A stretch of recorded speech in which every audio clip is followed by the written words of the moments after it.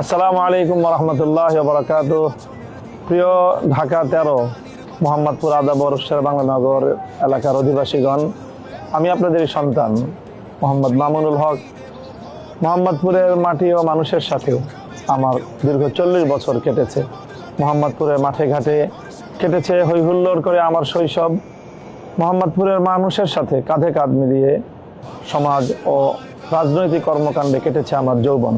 আজ আমি প্রৌঢ়ত্বের দ্বারপ্রান্তে উপনীত। আমি মনে করি মোহাম্মদপুর এবং এই অঞ্চলের মানুষের আমার উপর রয়েছে অনেক ঋণ, অনেক দায়।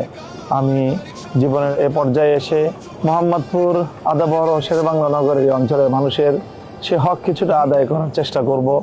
তাই আমি ঢাকা 13 আসন থেকে 10 দলীয় ঐক্যের সমর্থনে বাংলাদেশ খেলাফত মজলিসের মনোনয়নে রিকশা প্রতীক নিয়ে নির্বাচনে প্রতিদ্বন্দ্বিতা করছি। আগামীর নিরাপদ, সন্ত্রাসমুক্ত, দুর্নীতিমুক্ত, মাদকমুক্ত ঢাকা 13 মোহাম্মদপুর অঞ্চল গড়ে তুলতে রিকশা প্রতীকে ভোট দিন।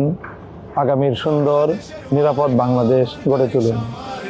সব মানুষের মার্কা, মার্কা রিকশা মার্কা, জনগণের মার্কা, মার্কা রিকশা মার্কা।